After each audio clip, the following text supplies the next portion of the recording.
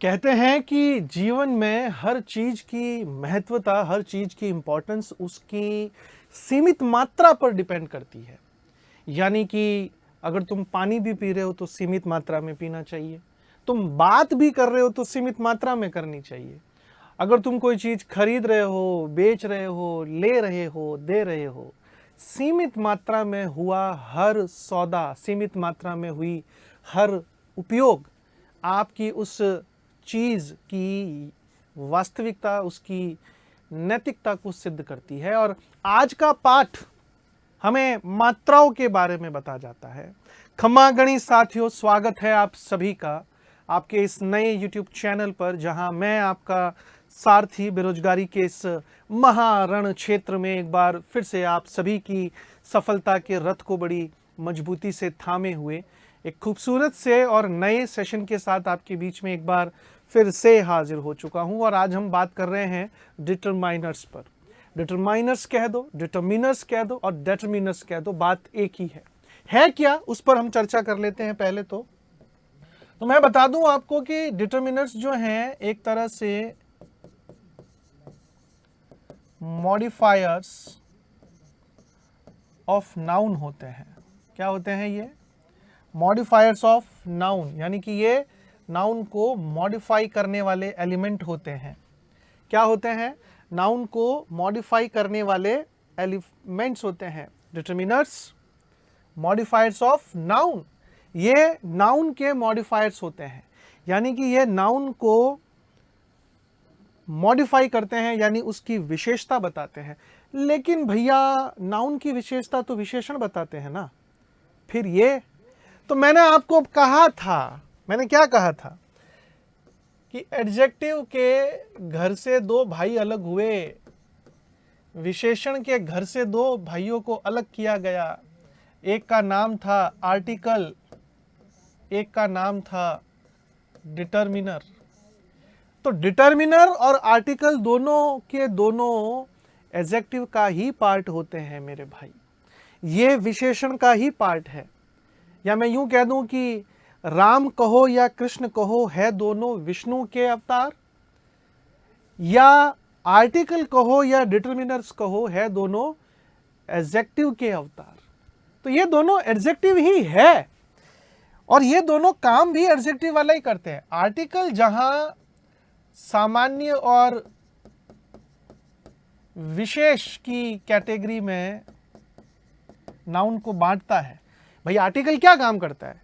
Noun को विशेष और सामान्य की श्रेणी में बांटता है। उसी तरीके से डिटरमिनर जो है वो नाउन के आगे लग करके उसकी मात्रा व उसकी संख्या को स्पेसिफाई करते हैं। क्या करते हैं? को स्पेसिफाई करते हैं, फिक्स करते हैं, स्थिर करते हैं। ये डिटरमिनर का काम है एज अ एडजेक्टिव। तो हम यहां एक बात ये कह सकते हैं कि भाई determiners are the parts of adjective.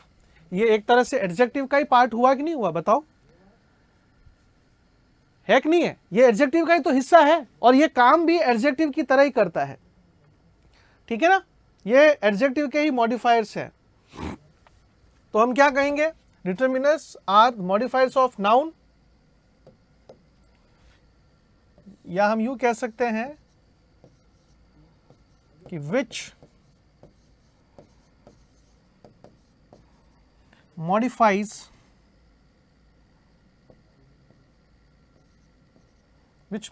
the noun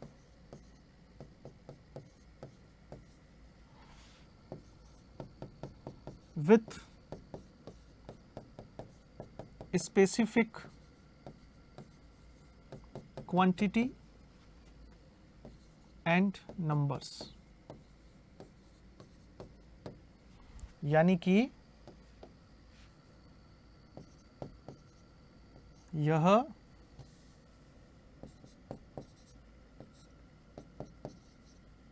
एक प्रकार के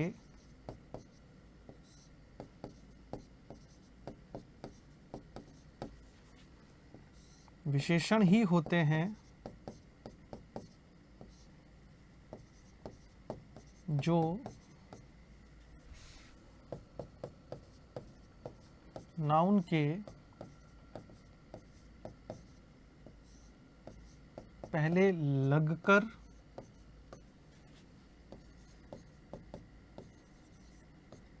उसकी मात्रा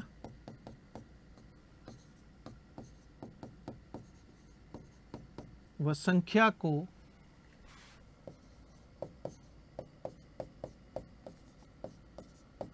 निश्चित करते हैं। ये लीजिए, यानी कि ये एक प्रकार के क्या है, मॉडिफायर है जो निश्चित करते हैं क्या, मात्रा व संख्या को, किसकी, नाउन की। तो which modifies the noun with specific quantity and number, है ना, which modifies the noun with specific quantity and number, जो अपने प्रयोग से किसी भी नाउन के पहले लग करके उसकी मात्रा या उसकी संख्या को जो फिक्स करते हैं उन्हें हम मॉडिफायर कहते हैं, उन्हें हम डिटर्मिनर्स कहते हैं मेरे भाई। तो ये डिटर्मिनर की परिभाषा है और इसमें कुछ इंपॉर्टेंट चीजें और आप ऐड कर दीजिएगा। क्या क्या है वो,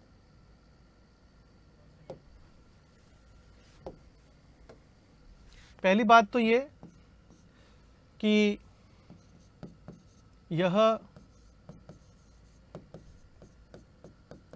एडजेक्टिव का ही भाग है, एडजेक्टिव का ही भाग है। दूसरा, इनका यूज सदैव नाउन के जस्ट पहले होता है। और तीसरा, इनके उपयोग के समय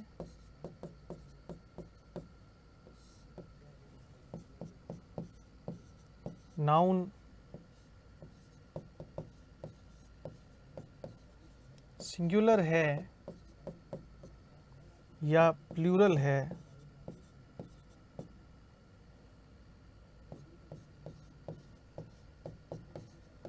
काउंटेबल है या अनकाउंटेबल है,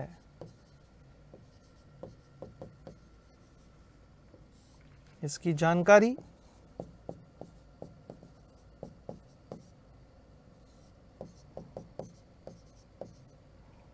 बेहद जरूरी है। ये लीजिए, इन 3 पॉइंट्स में मैंने डिटर्मिनर्स के बेसिक आपको बता दिए। आपको कुछ नहीं करना, इनको सिर्फ देखना है, समझ में आ जाएगी चीजें। पहला कह रहा है कि ये एडजेक्टिव का पार्ट है, वो मैंने आपको बता दिया कैसे है। फिर कह रहा है कि हमेशा नाउन के पहले लगते, ये एक इंपॉर्टेंट चीज है कि भाई डिटर्मिनर जो है वो हमेशा एट्रीब्यूटिव पोजीशन में यूज होता है। एट्रीब्यूटिव पोजीशन का मतलब समझते हो आप? एट्रीब्यूटिव पोजीशन का मतलब हो गया जो नाउन के सदैव आगे यूज हो, नाउन के पीछे नहीं, नाउन के पहले प्रयोग में आएगा, वो एट्रीब्यूटिव पोजीशन होती है। और डिटर्मिनर हमेशा नाउन के पहले लगते हैं। दूसरी बात ये कि इनका यूज सदैव नाउन के जस्ट पहले और सिर्फ नाउन के लिए, सिर्फ नाउन के लिए होता है। मतलब एडजेक्टिव का यूज आप नाउन प्रोनाउन के लिए कर सकते हो, लेकिन आर्टिकल और डिटर्मिनर्स ये दोनों ऐसे एडजेक्टिव का पार्ट है, एडजेक्टिव के पार्ट्स हैं जिनका उपयोग तुम सिर्फ नाउन के लिए करते हो। तुम डिटर्मिनर का यूज प्रोनाउन के लिए नहीं कर सकते। तो डिटर्मिनर के प्रयोग में 2 चीजें ध्यान रखनी है। पहला ये कि सिर्फ नाउन के लिए यूज में आते हैं, और दूसरा नाउन के जस्ट पहले यूज होगा, बाद में नहीं होगा इसका। तीसरी चीज क्या बताई कि इनके उपयोग के दौरान जो सबसे इंपॉर्टेंट चीज होती है वो होती है नाउन। तो आप ये कह दो कि भाई डिटर्मिनर यूज करते वक्त अगर सेंटेंस में किसी को आधार बनाना पड़े, क्योंकि देखो व्याकरण का जब भी यूज होता है ना किसी कॉन्सेप्ट का, तो वो सेंटेंस में मौजूद किसी न किसी एक एलिमेंट को अपना बेस बनाता है। तो जब तुम डिटरमिनर या आर्टिकल यूज करोगे तो उसके लिए तुम्हें सेंटेंस में मौजूद नाउन को अपना बेस बनाना पड़ेगा। और बेस बनाते वक्त क्या ध्यान रखना है कि नाउन सिंगुलर है या प्लूरल है, काउंटेबल है या अनकाउंटेबल है। क्योंकि अगर तुम्हें नाउन के सिंगुलर, प्लूरल, काउंटेबल, अनकाउंटेबल की जानकारी नहीं होगी तो तुम उसके आगे डिटरमिनर प्रॉपर यूज नहीं कर पाओगी। तो ये इंपॉर्टेंट चीजें मैंने संक्षिप्त में यहां इस पर लिखने का प्रयास किया है, और अब मुझे नहीं लगता कि तुम्हें डिटरमिनर्स को बेसिक लेवल पर समझने के लिए इस पैनल को पलटने की भी आवश्यकता है। तो अब जो पैनल पलटेगा वहां हम हमारे इंपॉर्टेंट डिटरमिनर्स के साथ पलटेंगे। तो सबसे पहले जो मैं डिटरमिनर्स की श्रेणी में सबसे पहला उपयोग जो मैं शुरू करूंगा यहां, वो रहेगा आपका इंपॉर्टेंट सम एनी। अब सम एनी को साथ में लेने का रीजन क्या है? क्योंकि देखो, मुझे ऐसा लगता है कि डिटरमिनर्स एक ऐसा टॉपिक है जिसे आप अगर अलग अलग पढ़ोगे तो फाइनल में जब यूज करने की बारी आती है तो कंफ्यूजन्स क्रिएट होते हैं। लेकिन अगर आप इनको इनके सब्स्टिट्यूट के साथ में, यानी कि इनके प्रतिद्वंदी के साथ पढ़ो, तो तुम्हें अंतर क्रिएट करने में आसानी हो जाती है। तो मैं यही काम कर रहा हूं यहां। तो मैं सम और एनी को एक साथ ले रहा हूं। लेकिन सम एनी को एक साथ लेने का रीजन क्या है? उसका सबसे बड़ा रीजन यह है कि दोनों का यूज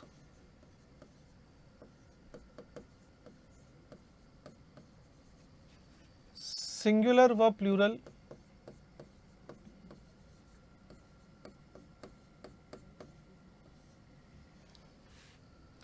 दोनों के साथ होता है।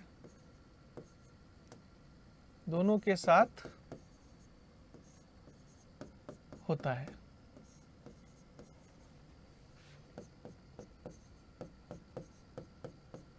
दोनों का यूज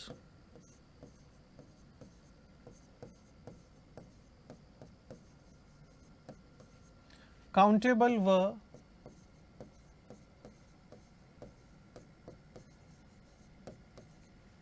अनकाउंटेबल के साथ होता है।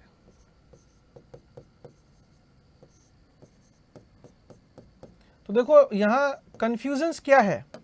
कंफ्यूजन्स ये है कि तुम सम का यूज सिंगुलर के साथ भी कर सकते हो, प्लूरल के साथ भी कर सकते हो, काउंटेबल के साथ भी कर सकते हो, अनकाउंटेबल के साथ भी कर सकते हो। सेम एनी को तुम सिंगुलर के साथ भी लगा सकते हो, प्लूरल के साथ भी लगा सकते हो, काउंटेबल के साथ भी लगा सकते हो, अनकाउंटेबल के साथ भी लगा सकते हो। तो जब तुम दोनों का यूज दोनों परिस्थितियों में कर सकते हो, भैया हमने यहां पर क्या कहा? हमने कहा डिटरमिनर जो है वो सिर्फ नाउन के लिए काम में लिया जाता है, और डिटरमिनर का उपयोग करते समय तुम्हें नाउन सिंगुलर है या प्लूरल है, काउंटेबल है या अनकाउंटेबल है, इसकी जानकारी बेहद जरूरी है। लेकिन ये कह रहा है कि सम का use singular, plural, countable, uncountable सभी के साथ कर सकते हो। सेम एनी का भी यूज तुम सिंगुलर, काउंटेबल, प्लूरल, सिंगुलर सभी के साथ कर सकते हो। तो अब मुझे बताओ कि तुम कहां सिंगुलर लगाओगे और कहां प्लूरल लगाओगे? क्योंकि जो तुम्हारा मेन बेस है नाउन, जब उसी में कंफ्यूजन्स है कि भाई सम काउंटेबल, प्लूरल, सिंगुलर, अनकाउंटेबल सबके साथ लगता है, एनी भी काउंटेबल, प्लूरल, सिंगुलर, अनकाउंटेबल के साथ सभी के साथ लगता है, तो कैसे अलग करोगे दोनों को? तो क्या अपने मारवाड़ी में एक कहावत है कि अगर सीधी उंगलियों घी कोनी निकले तो आंगली ने मोड़नी पड़ी, क्योंकि मोड़ो जने घी बार आए ठसियोड़ो। तो ए ठसियोड़ा कॉन्सेप्ट आपा की कर क्लियर कर आओ, मैं बताऊं थोड़ा सा अटने ध्यान दो। आपा सीधी जड़ माते प्रहार करा, सीधो जड़ पकड़ाई नहीं, और एग्जाम री जड़ कई है सेंटेंस। तो आपा अटे सेंटेंस रे बेस माते चीजा क्लियर करा।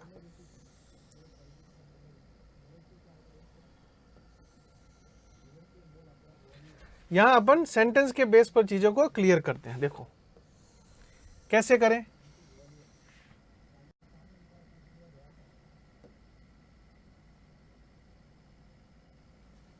आओ देखें। सबसे पहला सेंटेंस होता है अफर्मेटिव, फिर आता है नेगेटिव सेंटेंस। तो एग्जाम में तो ये यूज होता है अफर्मेटिव, नेगेटिव, और फिर इंटरोगेटिव। अब आपको क्या करना है, वाक्य देख करके सम एनी का यूज करना है, क्योंकि नाउन देख करके तो तुम यूज नहीं कर सकते, नाउन देख करके तो यूज नहीं कर सकते हो ना, क्योंकि सिंगुलर काउंटेबल सबके साथ होता। हाँ, एक चीज जरूर है, एक फर्क है। वो फर्क क्या है? वो फर्क यह है कि सिंगुलर प्लस काउंटेबल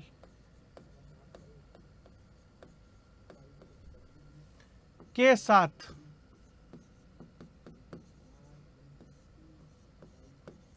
सम का यूज, के साथ सम का यूज नहीं होता। बस वो एक अंतर है अटे।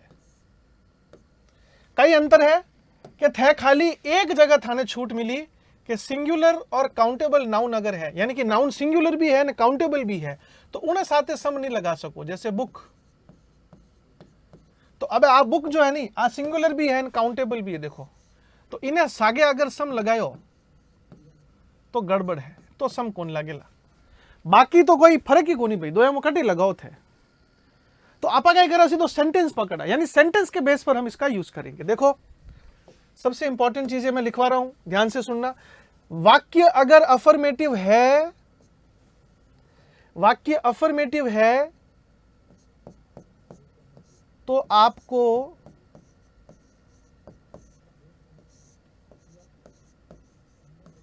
सम का यूज करना है। किसका? सम का यूज करना है। लेकिन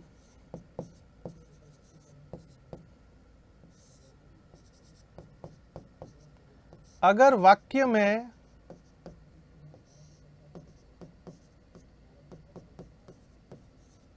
negative adverb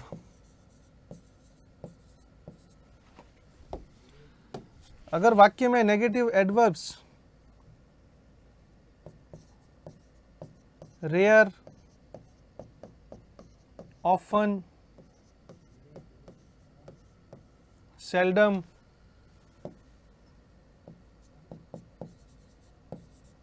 hardly, never, negative adverbs का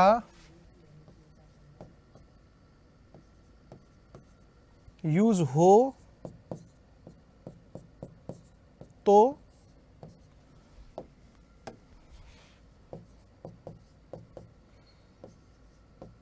एनी का यूज करना है। देखो बड़ी रोचक बात है, कह रहा है कि वैसे तो आपको अफर्मेटिव में सम का यूज करना है, एनी का नहीं करना, लेकिन अगर आपको अफर्मेटिव में rare, often, seldom, hardly, never इस तरह के की नेगेटिव एडवर्ब मिल जाए तो आपको सम नहीं लगा करके एनी लगाना है। ये ध्यान रखना, क्योंकि ये नेगेटिव एडवर्ब तुम्हारे वाक्य को दिखने में अफर्मेटिव शो करेगी, लेकिन वो अर्थ में नकारात्मक अर्थ देगी, यानी कि नेगेटिव होगा, इस वजह से वहां एनी लगेगा। तो अगर ये परिभाषा है, इसका मतलब नेगेटिव सेंटेंस में हम सम लगा ही नहीं सकते भाई। नेगेटिव सेंटेंस में सम क्यों आएगा? जब अफर्मेटिव में नेगेटिव एडवर्ब यूज होने मात्र से सम की जगह एनी लगता है, तो नेगेटिव, प्योर नेगेटिव में तो सम लगा ही नहीं सकते, वहां तुम्हें एनी ही लगाना होगा। तो नेगेटिव सेंटेंस में सम के लिए दरवाजे बंद है, ध्यान रखना। इंटरोगेटिव बड़ा रोचक है। इसमें देखो तीन तरह के इंटरोगेटिव होंगे। एक तो है सामान्य इंटरोगेटिव। अगर सामान्य इंटरोगेटिव है तो मेरे भाई आपको सम का यूज नहीं करना है, ध्यान रखना। उसकी जगह आपको एनी का यूज करना है। आई बात समझ में? सामान्य इंटरोगेटिव में सम नहीं लगाना है, लेकिन अगर आपको एक्सपेक्टेड आंसर दिया जाए साथ में, एक्सपेक्टेड आंसर, एक्सपेक्टेड आंसर का मतलब क्या होता है भाई? एक्सपेक्टेड आंसर का मतलब होता है अनुमानित उत्तर। तो अगर प्रश्न के साथ साथ अनुमानित उत्तर दे दिया जाए और वो उत्तर वो आंसर अगर आपको यस में मिले, हाँ या नो में मिले नहीं, तो आपके चेंज हो जाएंगे। यस में मिले तो सम, नो में मिले एनी। जैसे मैंने आपसे कहा कि तुम्हारे बैग में 2 पेन है श्याम, क्या तुम मुझे 1 पेन उधार दोगे?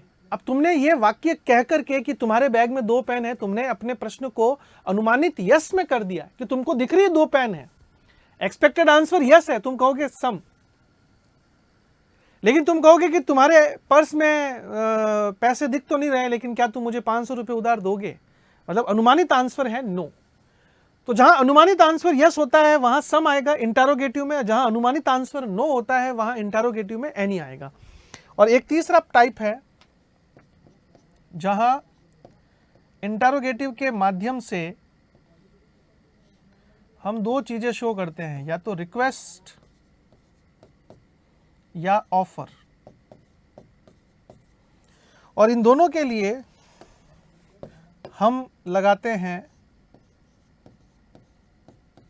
वुड या कुड।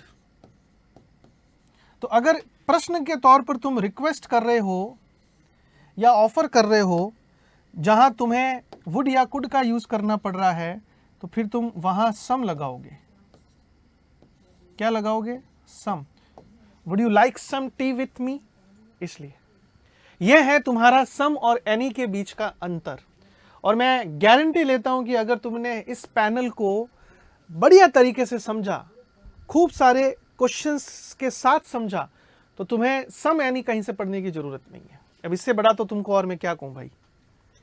ठीक है, चलो एग्जाम्पल देखो इसके, थोड़े बहुत करवाते हैं भाई, नहीं तो बाकी तो हम अपने लाइव सेशन में जब मिलेंगे आपसे तो प्रॉपर पैटर्न से करवाएंगे। फिलहाल के लिए देखो आप, जैसे I have some books, I have some books in my library, है ना। देखो मैं बहुत बेसिक लेवल पर पढ़ा रहा हूं भाई तुमको। तो देखो बुक्स क्या है? प्लूरल है, काउंटेबल है, हमने सम लगा दिया, अफर्मेटिव सेंटेंस। लेकिन देखना, I haven't dash book in my library, यानी कि यहां पर वो हैवंट यानी सेंटेंस को नेगेटिव बना रहा है, तो फिर हम यहां करेंगे एनी। देखो ये फर्क आता है सम और एनी में इस तरीके से। जैसे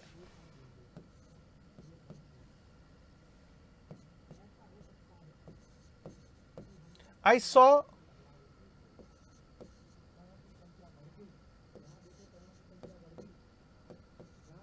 lots of books in your library.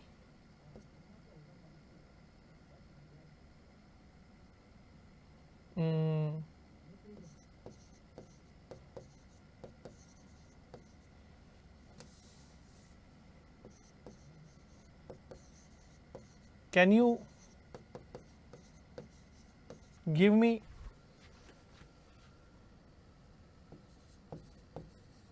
some books? अब देखो यहां इसने एक्सपेक्टेड आंसर देखो यस में कहा है, कह रहा है कि मैंने बहुत सारी किताबें देखी तुम्हारी लाइब्रेरी में, क्या तुम मुझे कुछ किताबें दोगे? Can you give me some books? तो ये देखो ये एक्सपेक्टेड आंसर है। जैसे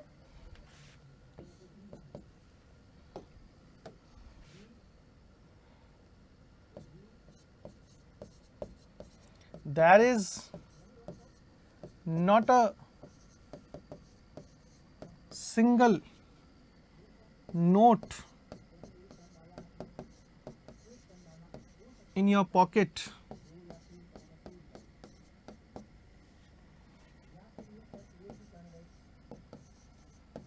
can you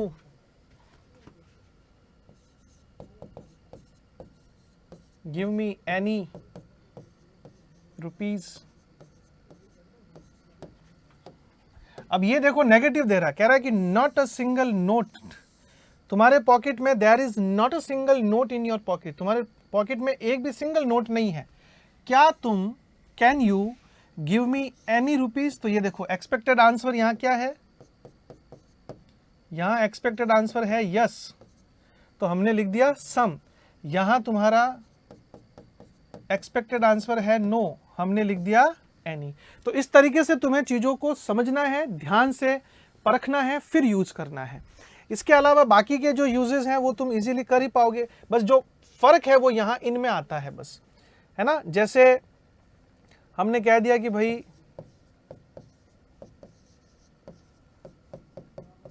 would you like some tea,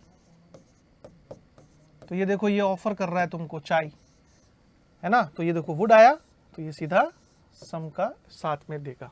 तो कुल मिलाकर के ये सारी चीजें तुमको देखनी है थ्योरी में, और ये कुछ एग्जाम्पल्स तुम्हारी मदद करेंगे, लेकिन ये एग्जाम्पल्स कुछ भी नहीं है ना। जब हम लाइव मिलेंगे ना तो मैं आपको प्रॉपर तरीके से एग्जाम्पल्स करवाऊंगा, और उसके बाद में मैं प्रिंटेड एमसीक्यू से भी तुम्हें सॉल्व करवाऊंगा, और फिर हम लोग उसमें एग्जाम के जो नए पैटर्न्स हैं उनके थ्रू भी आपको क्वेश्चंस करवाएंगे, मतलब पूरी प्रैक्टिस करवा करके फिर हम आगे अगले चैप्टर की तरफ बढ़ेंगे। लेकिन फिलहाल के लिए तुम्हें रिवीजन के लिए ये जो थ्योरी है इस पर तुम्हें फोकस करना है ज़्यादातर, ठीक है। इसके साथ में ही हम आगे बढ़ते हैं हमारे अगले जो नेक्स्ट है हमारा उसकी तरफ, और वो है मच मैनी। क्या है मच मैनी। देखो मच और मैनी में एक सहूलियत है, क्या कि मच का यूज होता है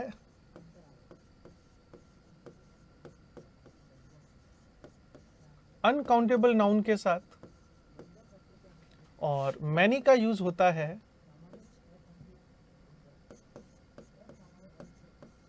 प्लूरल नाउन के साथ।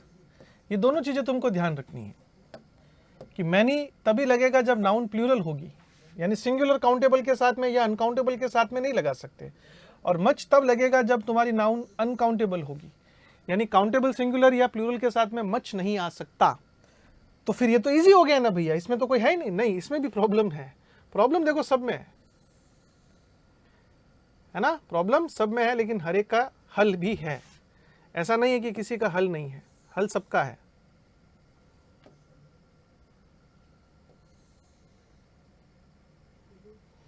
ठीक है, चलो तो हल निकालते हैं आपकी इस समस्या का। वही अफर्मेटिव नेगेटिव वाला फंडा फिर अपनाएंगे हम,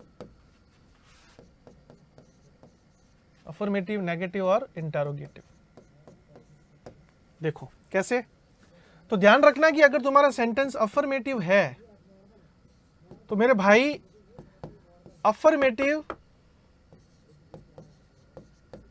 वाक्य में,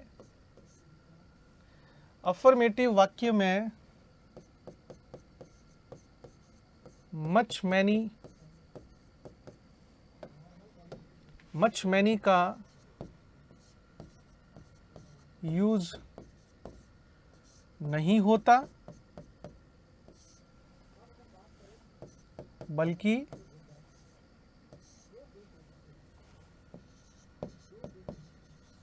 इनकी जगह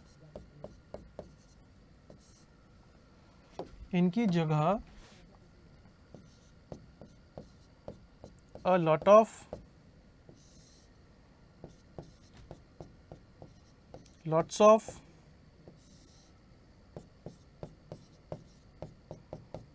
और plenty of का यूज होता है। किसका? lot of, lots of और plenty of का यूज होता है सिंगुलर प्लूरल दोनों के साथ, दोनों के साथ, ठीक है ना, अनकाउंटेबल के साथ भी। मतलब जैसे मच मैनी प्लूरल अनकाउंटेबल में बढ़ते हैं ना, वैसे ये a lot of, lots of और प्लेंटी ऑफ नहीं बढ़ते हैं।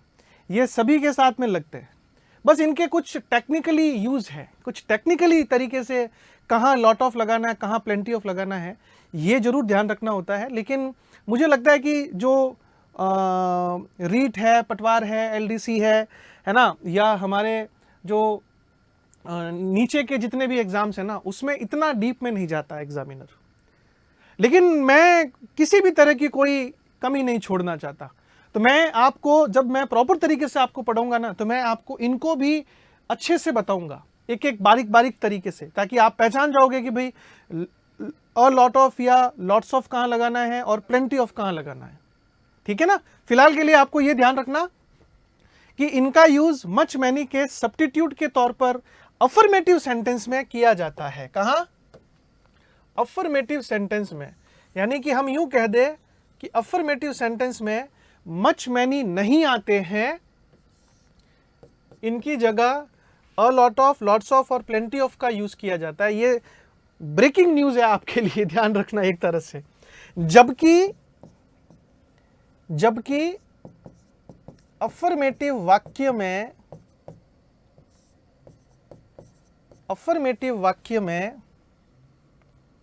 TOO, AS एज और SO सो का यूज होने पर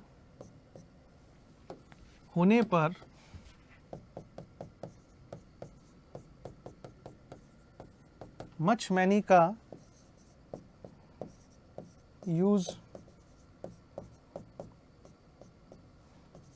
किया जाता है। यानी कि तुम्हें अगर सेंटेंस में TOO, AS एज, SO सो दिख जाए तो फिर मच मैनी लगाना है, फिर वहां lot of, lots of, plenty of लगाया तो गलत। ये दो अहम चीजें ध्यान रखनी है। बाकी नेगेटिव सेंटेंस में मच मैनी आएगा, धड़ल्ले के साथ, कोई नहीं रोक सकता। इंटरोगेटिव में भी तुमको मच मैनी लगाना है, धड़ल्ले के साथ। तो क्या भैया आप ये कह रहे हो कि यहां lots of, a lot of, plenty of का यूज नहीं होता? बिल्कुल मैं यही कह रहा हूं कि क्या यहां पर भी सेम चीज?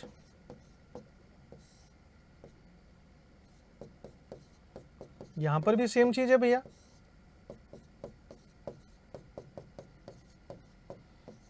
बिल्कुल। तो कुल मिलाकर के हमने एक तीर से कितने, 3, 4, 5 शिकार कर लिए। हमने मच मैनी तो समझा ही समझा, उसके साथ में हमने लॉट ऑफ, लॉट्स ऑफ और प्लेंटी ऑफ को भी क्लियर कर दिया। तो अब कोई ये नहीं कह सकता कि lot of, lots of, plenty of नहीं पढ़ाया। देखो ये है, और मैंने साथ में मिलके पढ़ाया ताकि तुम्हें अलग करने में आसानी रहेगी। तो lot of, lots of, plenty of सिर्फ और सिर्फ एफर्मेटिव सेंटेंस में यूज होते हैं। उनको तुम नेगेटिव और इंट्रोगेटिव में यूज नहीं कर सकते, जबकि मच मैनी तुम अफर्मेटिव में यूज नहीं कर सकते, इंट्रोगेटिव और नेगेटिव में कर सकते हो। मच मैनी अफर्मेटिव में सिर्फ तब लगेगा जब टू, एज या सो का यूज होगा। कुछ एग्जाम्पल देख लो, जैसे he has too many problems या so many problems, he has so many problems, so many problems। ये देखो, तो यहां मेरे भाई so आया तो many आया, समझे आप? नहीं तो I have lots of friends, I have lots of friends। ठीक है, एक बार थोड़ा सा पानी पी लूं यार।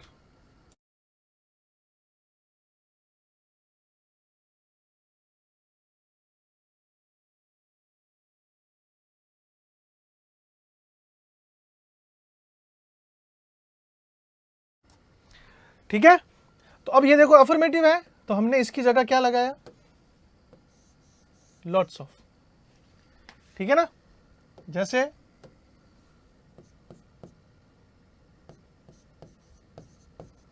There is too much, there is too much noise in the class। तो भैया सिंपल सी कहानी है कि नॉइस जो है वो अनकाउंटेबल नाउन है। ये क्या है? Uncountable noun. तो इसके साथ में मच आएगा, क्यों? क्योंकि टू लगा हुआ। ये देखो, तो ऐसे ध्यान रखना है तुमको, चीजें जब यूज करो तो ऐसे करना है। जैसे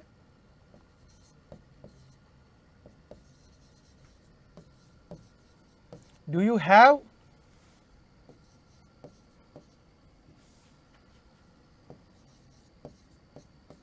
do you have much time for me. ये देखो, ये इंटरोगेटिव हुआ, इंटरोगेटिव होते ही मच आ गया, देखो टाइम के साथ, क्योंकि अनकाउंटेबल नाउन है ना ये, इसलिए। आई बात समझ में? जैसे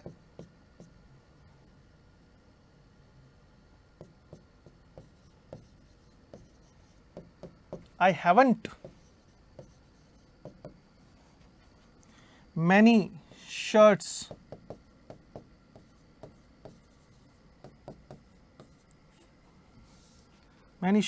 in the same color,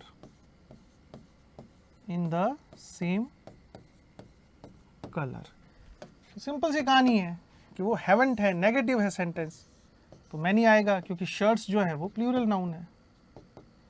ये तो ये एग्जाम्पल्स और ये थ्योरी तुम्हें बताता है much, many, lot of, lots of और प्लेंटी ऑफ के बारे में। इसके अलावा भी और भी कई सारे ऐसे इंपॉर्टेंट डिटर्मिनर्स हैं, लेकिन एक वीडियो में, एक क्लास में वो पॉसिबल नहीं है। तो उसके लिए मिलते हैं हमारे पार्ट 2 में बहुत जल्द। तब तक के लिए जय हिंद, जय भारत, जय जय राजस्थान।